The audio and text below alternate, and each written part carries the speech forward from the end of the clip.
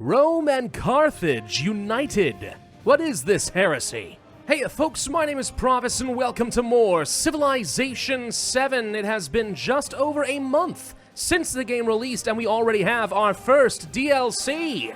And it's a whopping $30. Oh boy. Look, we've all got thoughts about that one. All right, let's just accept that it happened and move on and try to have fun, right? And before we continue, let's get this out of the way. Oh, Pravus, aren't you supposed to be doing a sabbatical? Yes, but I'll have you know I'm very bad at not working. Don't tell my wife. Besides, I really wanted to try out one of the new civilizations that has been added into the game with this latest DLC, and that is going to be Carthage. Now, Carthage is going to be a very unique civilization from all the others. In fact, it reminds me a lot of Venice from Civilization V. As Carthage, you can only have one capital city. You cannot convert your towns. That in and of itself is going to greatly change up your playstyle. To make things a little bit more interesting, though, we do get double colonists whenever we train them, so 2 for the price of 1, that's pretty good. And they can get extra population if settled adjacent to a resource. So towns are very, very powerful for us. We can make that even better, though, by choosing Augustus as our leader. Now, I know, it's a little messed up to have a Roman Kaiser married to the Carthage civilization, but here we are. Augustus, for his part, gets extra production for every town in the capital, which works perfectly for Carthage. We also can purchase culture buildings, and that may be one of our only ways of getting additional culture since we won't have cities to build it. So this means that we can stay on top of the culture game. And investing in those towns becomes far more affordable. This is just a natural pick. But what if we supercharge this even further with some mementos? You see, Augustus specifically has a couple of mementos that make towns even better. The breastplate gets me 2 extra food per age in towns, and the Clipius Virtutis, or however you say that, gets even more production. So by virtue of playing as Augustus, we're going to get 2 food and 3 production in the capital for every town, and we're going to have a lot of them.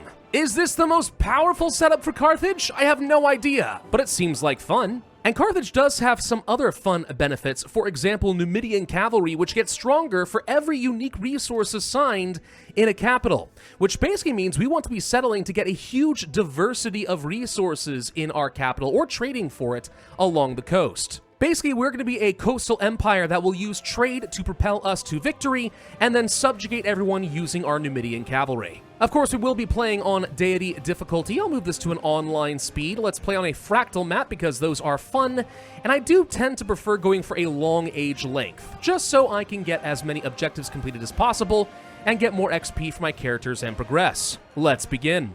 And here we go. Okay, already this looks like a halfway decent settling location for me. I see some gold nearby, which is very valuable to us. A bit of iron, some silk, some gypsum. We're on fresh water. We're by the coast. And it certainly seems like there's going to be a decent amount of room for expansion, so I'm going to go ahead and settle in place. Of course, we will immediately open up with a scout for our first unit, and we can advance to the next turn. Now, playing as Carthage does require a little bit of extra thought as to how you're going to progress with your legacies. You see, in other Civ games, the cost for your technologies and your civics would increase based on the number of cities that you have under your control. As far as I'm aware, that is not the case in Civ 7, which means there's really no hindrance to having a lot of cities, each with their libraries, their amphitheaters, and so on, to max out your science and your production. But as Carthage, we don't get to do that. So there's really no advantage, I think, to only having one city. That's why I wanted to try a playstyle that really focuses on reaping the benefits of your towns and see if maybe this could become competitive. With our scout, let's go ahead and do a quick search. I just want to find out if we have any ruins nearby. We do, and I also see a mountain nearby, which is very good intel. Excellent. I don't see a lot of really good rough terrain for me to work with. In fact, most of my territory is just flat plains. Good for farms, not much else. I am going to go for pottery as our first tech so I can unlock the brickyard and also get additional food on plantations and production on clay pits. But the ultimate goal here is to get the pottery and eventually work my way down to masonry so I can get more production on mines and quarries. I am very much of the opinion that production is king in this game, like most Civ games, and having a lot of it can put you at a pretty substantial advantage over the AI. I'm going to start by moving closer to the gypsum over here just to get some of that extra production. We'll take that tile for the food as well. And we should start thinking about how we want to build out our city. Whoa, I already finished that scout. Excellent. Let's just make sure there's nothing up here to the north. I assume there's not. Looks like that's coast tile. Okay. I've gotten a lot better about planning out my cities and taking advantage of adjacency bonuses. And you absolutely have to do that when Carthage is going to be your only city. So what I'm looking at here is a location like this, for example, would be really good for a science and production building. Same thing down over here because they like being next to any of these worked resources. You could theoretically do one here as well, though working your way across the river with urban tiles is kind of impractical, so I think this is a good starting spot. Finding some mountains over here means that there could be a decent cultural site over here, or maybe a happiness building. And then as far as a gold and food building, this little corner right here is great. The more coastline you have, or the more navigable rivers you have, the better. So this actually could be a pretty good spot as well. Decent, but I think this is our best bet. As far as additional buildings, we could start working on the granary right away for 2 food, but I think I'd rather not. Instead, I'm going to go ahead and start working on getting myself a warrior. I find that on Deity difficulty, the AIs are very inclined to attack you, and that can become a pretty substantial problem. So having some extra units to try and ward them off is actually quite useful. Got our first goodie hut. We could take some money, and as Rome, this is especially useful, but being able to progress towards the next celebration a little bit faster would be pretty nice for us. Plus, the extra production is good. Just lets us kind of get out this warrior a little bit faster, and we'll finish up with the pottery very soon. The early turns in Civ 7, man, they are extremely important, like with every Civ game. Why? Because this game is really all about snowballing now, isn't it? So if you can have a few really effective opening turns, that makes a huge difference in the long run. A little bit more scouting down over here reveals we have a ruin. There's also a city-state. It is friendly. That's good to know. And we've already discovered another continent over here. Asia America is apparently up in this direction. Interesting. Yeah, with 2 mountains right here, this is a very good spot for a monument and for a happiness building. So we want to start working some urban tiles over this direction. So knowing that's the case, we could take our brickyard and start doing that immediately.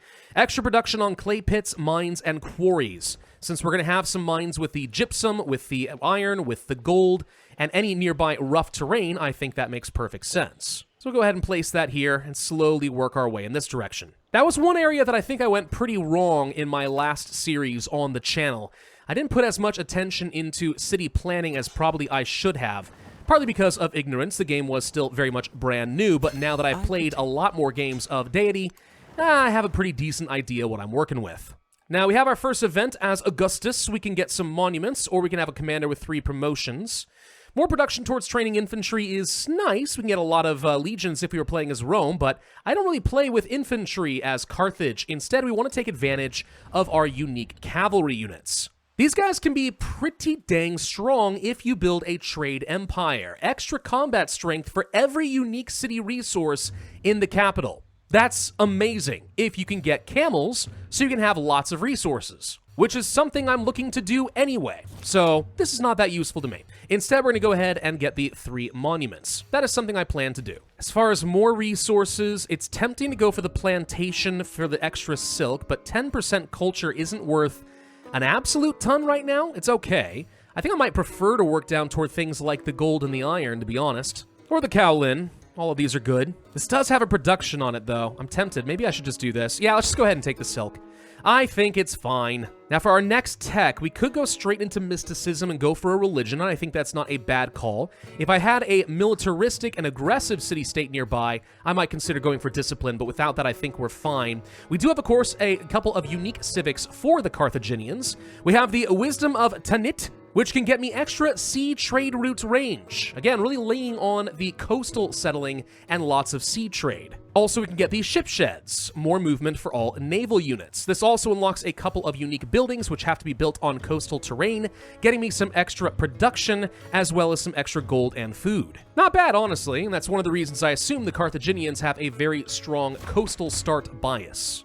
We can get our first government. Now, I do actually find that I'm going toward classical republic quite often these days. The culture can be quite nice. The production towards wonders is a way of helping to secure my cultural legacy. I don't think I need despotism. Again, the infantry units doesn't seem that useful. And oligarchy isn't bad, though. It's always a decent default option. And in theory, we're going to be getting an absolute ton of food from all of my towns. But I'm definitely nervous about the wonders. I'm gonna go ahead and pick up the Classical Republic. I think it's fine. Let's grab Charismatic Leader, get that extra 2 culture on the Palace, and that's gonna prop me up to 13 culture per turn. That helps.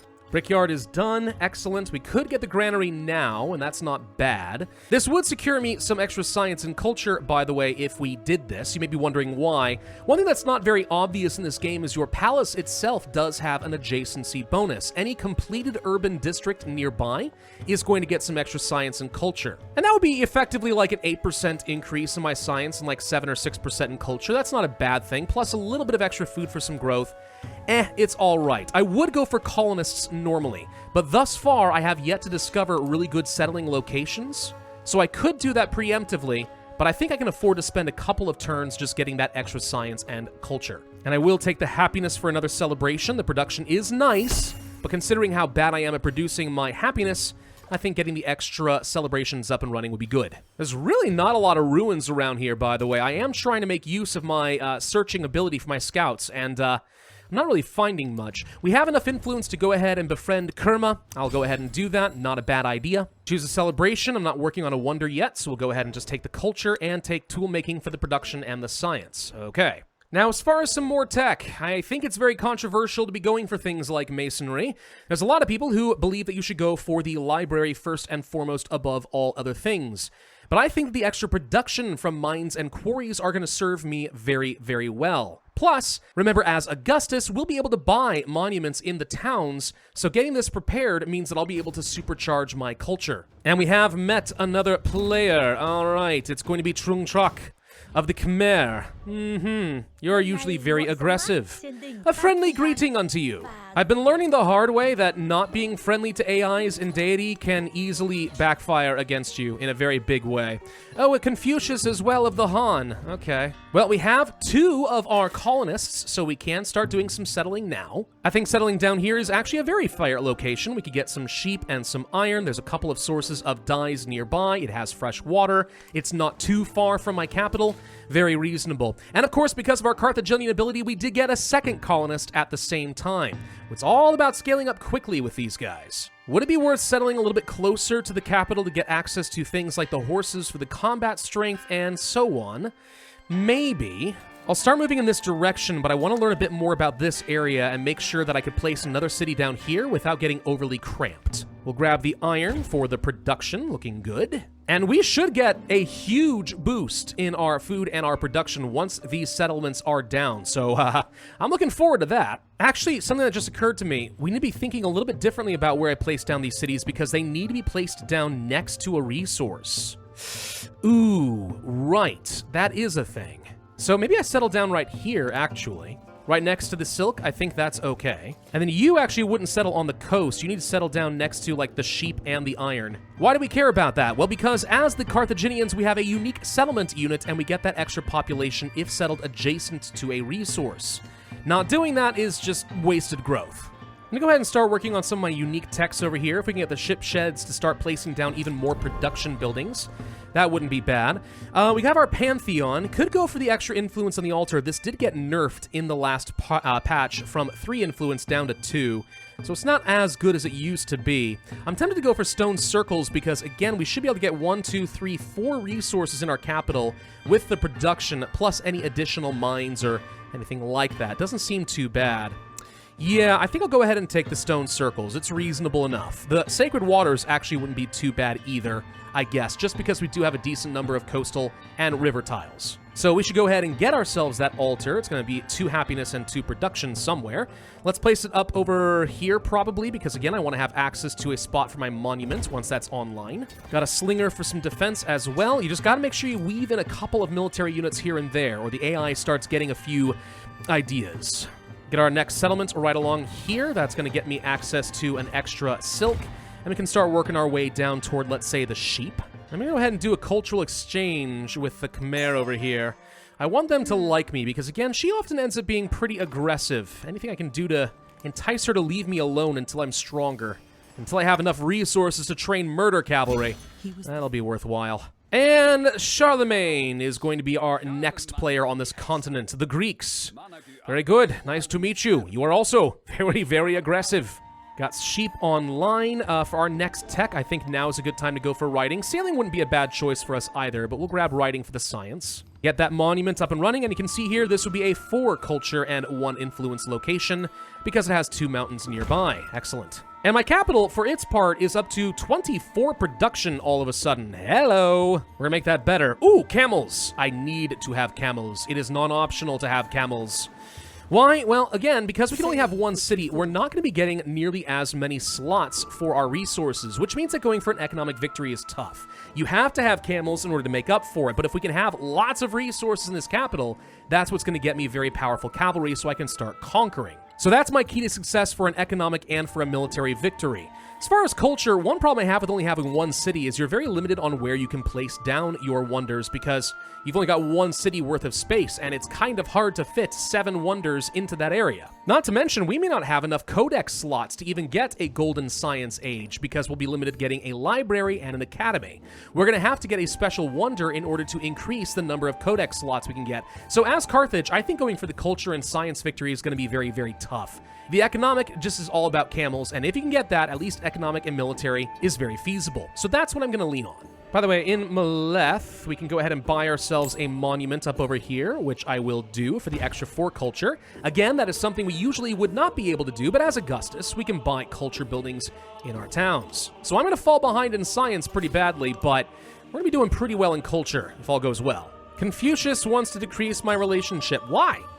What could I possibly have done to you? Doesn't matter. It's the Deity AI. They do these things. Now, we do have a certainty bonus for Kerma. There's a lot of good options here. I think maybe going for the gemstones could be good. This is the only way to get this resource. It's an extra 4 production and 5% gold, and more combat strength for my cavalry. Trade range is surprisingly not bad. I find that unless you really forward settle the AI, getting trade range can be tricky, but I'm going to go for the gemstones here. And now with our next city placed down here, this means that my production jumps up to a whopping 32. Oh my god, we're only at turn 19 on online speed. That is speedy. Ooh, 6 production here. Holy crud. Yes, I will take that, 100%. Now, we can go for a civic right here. The Sicilian Wars, 2 more settlement limits. It means we can start aggressively expanding right now. Expanding down to the south might be a little bit on the dangerous side, but to the west, maybe I could find a few useful things. Or we could at least start working on some additional normal techs like going for discipline, get public life, get code of laws for trade. I kind of think that maybe going toward trade would make some sense first. So let's just go ahead and start working on that. If we get the dockyard next, it'll only take 1 turn to build, but this is going to get me my unique district, which is called a Punic Port. Increase the number of resources that may be assigned to the district. I mean, that helps. That's like having, 2/3 of a camel. By the way, I think that Confucius wants to kill my city-state. I think that's why they're trying to decrease relations with me. That's very rude. I could try to bolster up their military units and try to just ward them off a little bit. Not the best use of my influence, but I'm going to because I'd really rather not lose this, and I want to just turn Confucius off of this warmongering path. In fact, if anything, we should start training up a bunch of military units now. Because I can just foresee now that the AI wants to be aggressive against me. I can just see it happening. Let's go ahead and grab writing level 2, boost up the power of my libraries. And it is time to get a library. I'm going to go ahead and place it right here next to these resources. It just makes the most sense. And we can instead move our settler over to the gold, which is now going to make it cheaper to buy things in my cities. This is weird. Wait a minute. When I click on this town, why do I see a Parthenon as an option to buy? That's a Greek building. That shouldn't be... Found a bug! Actually, I shouldn't see a mastaba either. I have no idea why that's here. Now, would it be worth trying to get myself some wonders now? Maybe. So if we do this, trade routes cannot be plundered anymore, and since they're really only ever going to come from my capital, that makes sense. Also, we get extra walls and all tiles adjacent to the coast. Very good for defending my capital, I suppose. Alternatively, we could go for those colonists now, but I think in 4 turns, this is worth it. Remember that wonders also get adjacency bonuses for things like your monuments, your villas, your libraries, and so on. So intermingling these amongst where you're going to have those adjacency bonuses is pretty powerful. That is not a bad wonder for us. Not at all. Of course, I did say that we need to get some more units. It might be better to delay by a turn and just get myself a slinger And if we're going to delay that long, would it then be worth going for the colonists? It depends on how quickly we can get the Sicilian Wars going. Yeah, I want the wonders, but it probably does make more sense to focus on getting military units for defense because Confucius is getting a little antsy, and maybe just go for the extra settlements so we can grow and get more production and food. So we have our advanced writing. That means I get at least the codex, so that's a tiny bit of extra science. Now we're going to get sailing, because that's a little overdue. And with these colonists, okay. I think I will move out in this direction. I see these camels, and I very much covet them. This at least gets me in range of a couple of iron, which is very good for some defense and some mines. Close to a coast, gets me some wine if we want to. What I may want to do is find a way to get across over here, since I'm about to get sailing, and see if maybe there's a good settlement location up over here. I'm going to send a slinger this direction. I know he's not a scout, but there's a city-state up over here, and there might be a good spot that I want to snag. Uh-oh. I can see that the Khmer are moving in this direction as well. Don't you do it. Confucius again wants to decrease our relationship. There's nothing I can do about it. Currency this early on could be very good for me. Would love to be able to get lots of money, because with lots of money, I can invest heavily in improving my towns. And this is interesting. Sicilian Wars Level 2, an extra codex slot in city halls in towns with the trade outpost focus. So this is your way of getting around the science legacy issue. Interesting. So the developers thought of that. Okay. So if we want to have enough codex slots, what we have to do is make sure we get enough specializations for my towns to be trading outposts. I like it. For now, though, let's go ahead and get some merchants. I need to be able to trade with people. And we can get a specialization in this town. I think we probably will. I was thinking we want to go for maybe like a fishing town or even an urban center just to try and boost up some culture and science if we keep investing money in this town, which I might do, in which case I'm going to hold off just a little bit. I think I found the issue why I can't settle over here. Charlemagne is located in this area. Boo! Alright, so I may not be able to settle in this coastline at all. That is unfortunate.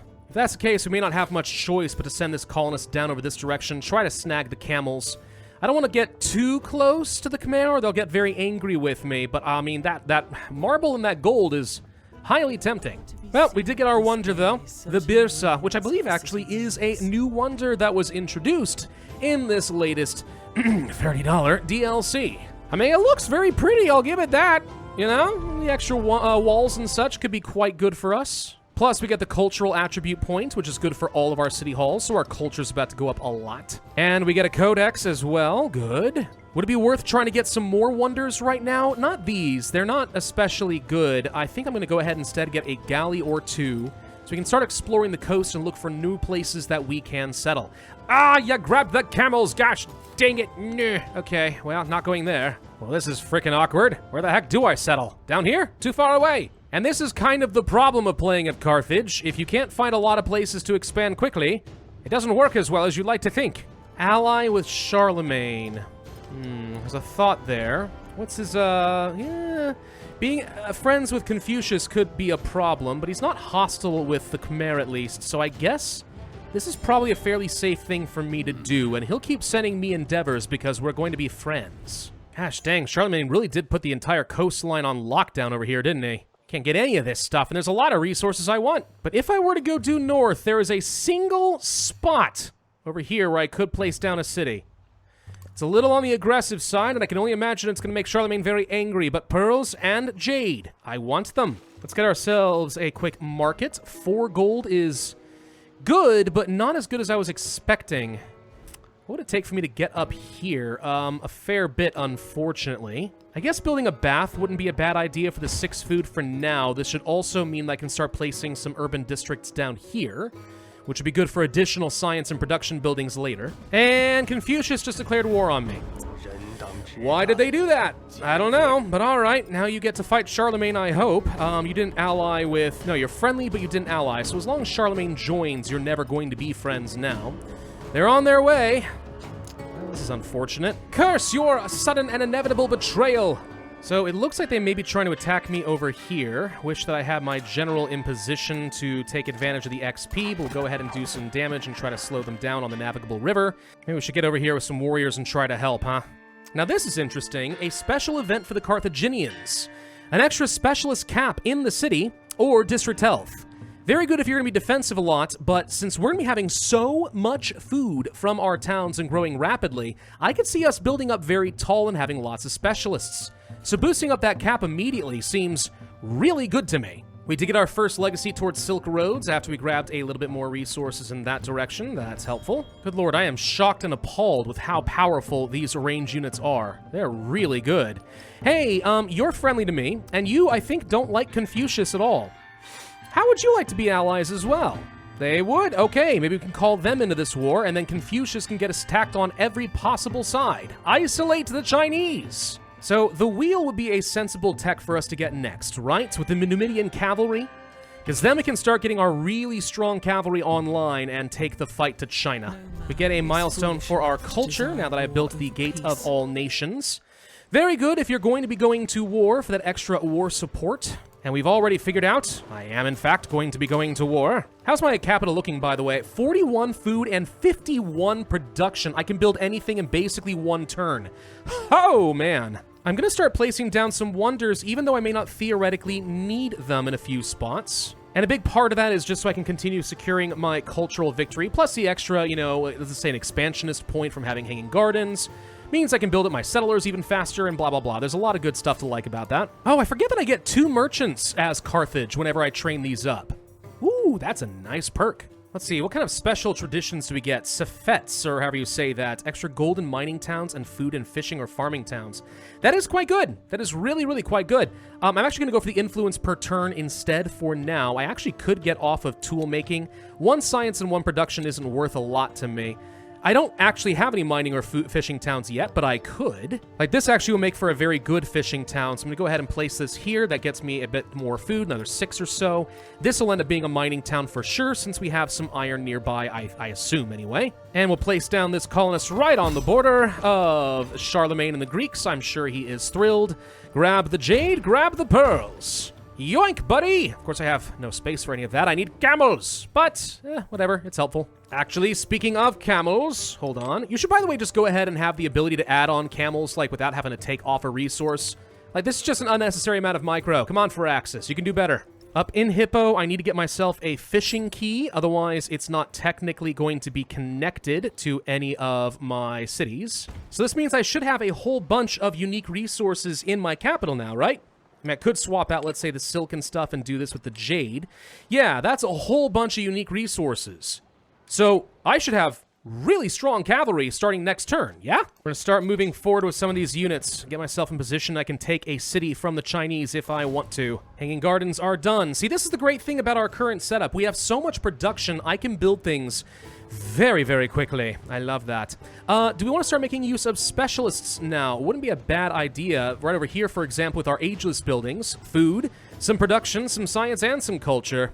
Wouldn't be bad, but 4 more production. Now that is pretty juicy. I'm gonna go ahead and start working on some specialists, though. Now, one problem we're gonna have. You may notice that I can't actually train any of my special cavalry here. That's because they can only be purchased, and every additional one gets more and more expensive. Right now, it says that it's going to be 30 combat strength. Let's go ahead and buy one of those. And we have to move this up to the front line so we can find out just how strong it's really going to be. But I do have 10 unique resources in my capital right now. So I'm hoping this means it's going to be 40 combat strength, which is actually insanely good. Now, as far as our science and our culture, we're pretty far behind a lot of other characters who are more focused on this. And again, this is one of the big problems with playing as Carthage in only one city.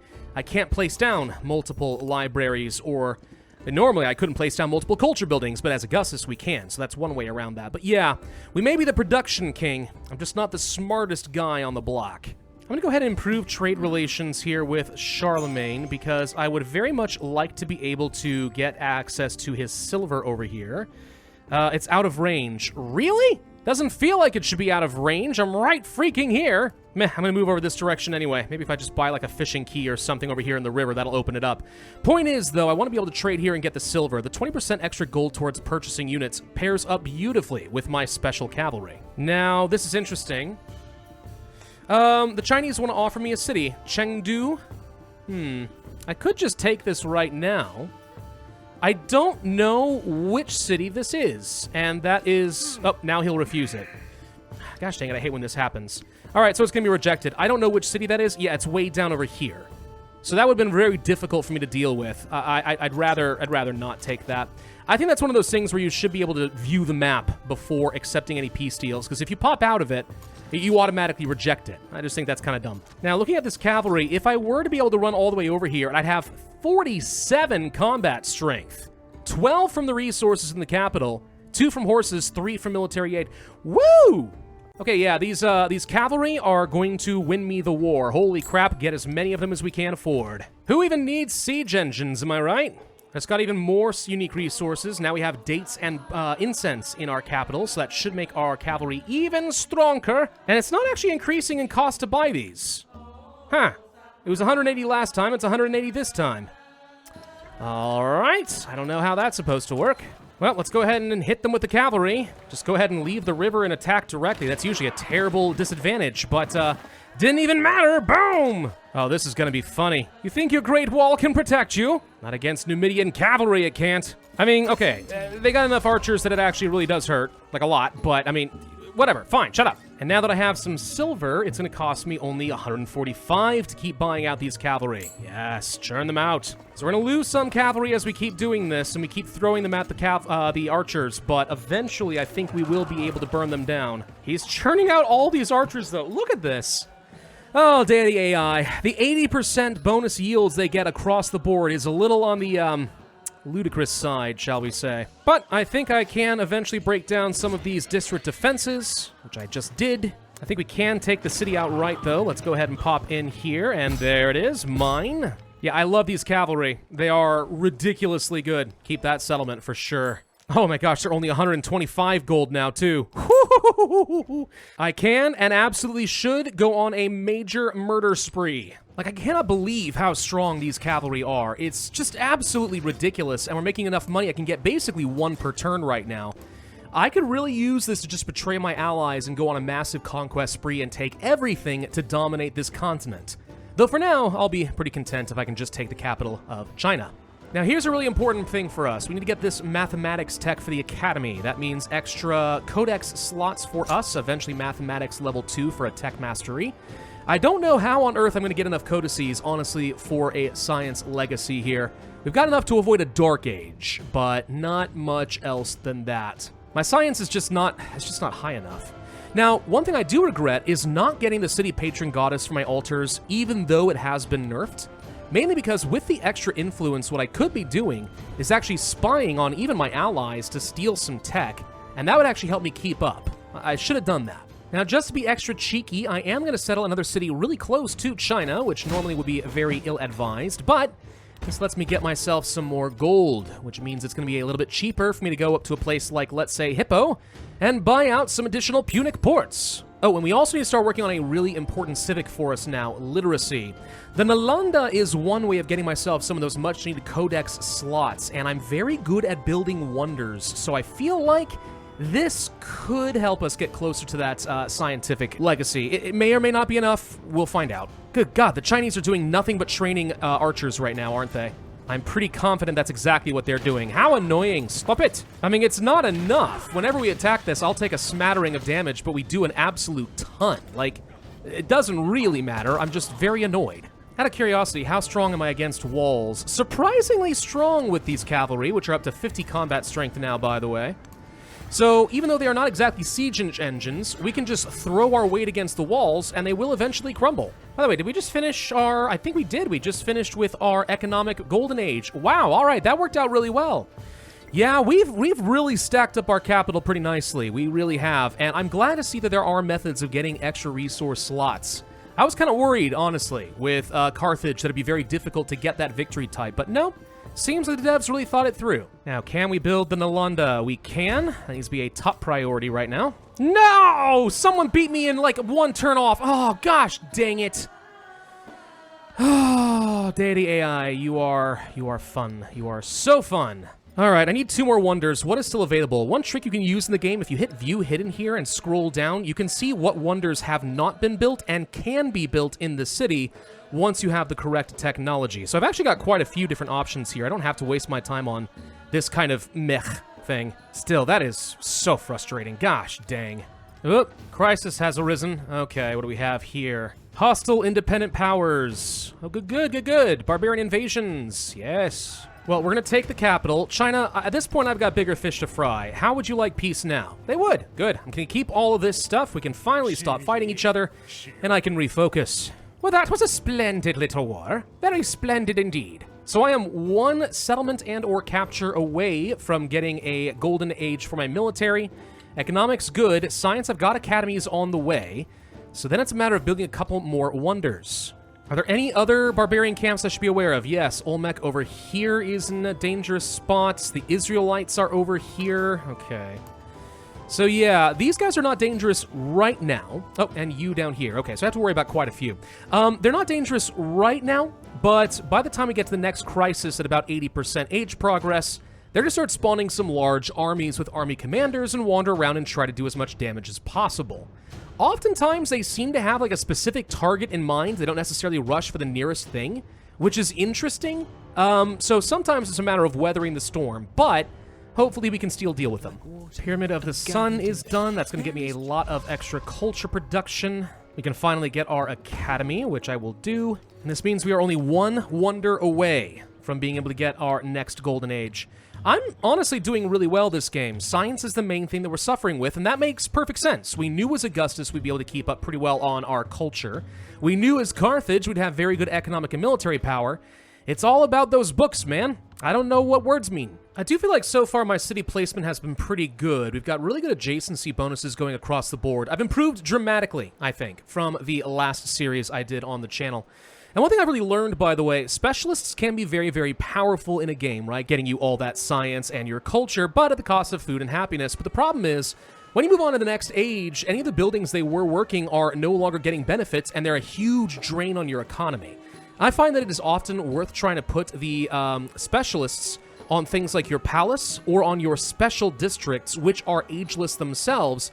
That way, you still get benefits from your specialists when you roll over to the new age, and they're not just going to drag you down. Too many specialists can be a bad thing, believe it or not. All right, so unless somebody built the... Nope, no one built the Oracle. Not my favorite wonder to guess, but this does mean we did manage to build 7 wonders in our capital. So, okay.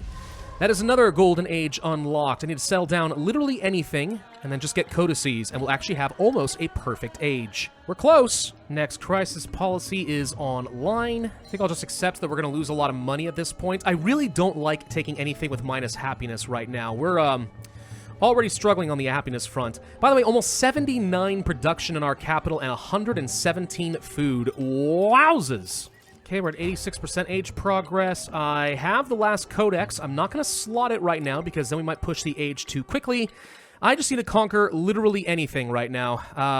Gosh, the settlement cap is a huge problem. And oh, it looks like my 2 allies have gone to war with each other. Well, I definitely am not going to fight Charlemagne right now. I don't have any troops in position to defend. I also don't have any troops to defend over here either. We could deal with that, but like, why? We're about to end the age. I don't see any reason to antagonize them because it's too late for me to take anything. I'm going to stay neutral. This effectively ends my alliance with everybody, but I don't need alliances anymore. We're fine. Instead, we're going to go ahead and attack the Chinese once again, just so I can get in here and take this last city. Though admittedly, with the mountains being where they are, this is going to be an absolute pain. Whoa! And another hostile power just spawned right next to us immediately with an army. Yeah, that's the kind of thing I'm talking about. Just because you dispersed all of these barbarians does not mean that they're gone. They just pop up, you know, like weeds. I believe next turn we should be able to... of course, they just literally bought some archers at the last second. There's a Colosseum for good measure. That solves any happiness issues I was ever going to have in my capital. We got so many wonders here. I'm not going to have room for anything else. Carthage is the true city of wonder. You heard it here first. Someone tell Lathe from the social streamers. He'll be thrilled. Actually, no, don't tell him about this. He'll probably be really angry that I ended up pairing this up with Rome. It's, yeah, a little messed up. Anyway, let's go ahead and quickly grab the city that... Oh, there's a settler in the way. Of course there is. Why wouldn't there be? Come on, take the city now. Oh my gosh, they keep building more. Freaking heck, go away. Stop it. We're at the final stretch here. Oh, God. Well, we gotta finish this fast because right now the clock is a-ticking. I have only a little bit of money remaining before I'm going to be broke. That is a problem. Plus, the future civic techs are about to be finished. Come on, go ahead and grab it. Go ahead and grab it. And there we go. All right, that milestone's complete. One more turn till future civic. Then I slot in the codex, and then I think we end the age. Just in time. Yep, there's the future civic. That's 100%. Quickly swat in the codex, and that's the golden age there. Did we get a perfect age? We sure as heck did. Oh yeah, baby! Augustus Carthage. Best combo ever! The age of antiquity is now coming to an end. The world has been broken by barbarians. I don't know what you're talking about unless you're saying I am the barbarian. In which case you're not far off. The world hath been broken by me. Ah, GG. Woo! I'm gonna get some serious Augustus experience this time around. Gotta say, Carthage played a lot better than I was expecting. I kinda knew that having no cities with extra libraries and stuff would be a major hindrance for us. But, no, actually there are enough ways around it to at least get the legacies. I definitely think we are weaker in science than we had to be. But everything else was so strong, I think it easily made up for it. All that extra food and production from the towns, early on and throughout the age, was so very, very good. Ah, frick you, Charlemagne, you're smarter than me. But either way, that is a solid, respectable, perfect score. And from here on, who could we play? It doesn't really matter, to be honest. We had such a strong start, I think that we're pretty unstoppable for the rest of the game. For the heck of it, we'll probably play as, like, the Normans or something, and I would start working toward a Great Britain playthrough. Plus, we have a lot of cavalry, so taking a lot of my cavalry and moving on to a new unique unit seems pretty good. And as far as choosing your legacies, there is one thing I would definitely recommend specifically as Augustus if you have been playing him correctly. I have been buying cultural buildings in almost all of my towns, including amphitheaters, which means that the Golden Age amphitheaters are actually going to be extra strong for us and definitely worth keeping. So at the beginning of an age, we still start with 154 culture, more than anyone else in the game. Beautiful. Augustus and Carthage, guys. Very powerful combo, especially with the mementos just heightening Augustus's power even further. Now, granted, you have to get to level 9 Augustus in order to make those work, or of course you could just use a mod like I did to unlock all mementos for fun, but I think we proved that this can be extremely powerful. If you have to rely on towns, you might as well get the best towns in the game. Thank you all for watching this video. I do hope that you enjoyed. If so, I would ask you hit that like button, leave a comment, subscribe, hit that notify bell, and I will see you guys next time.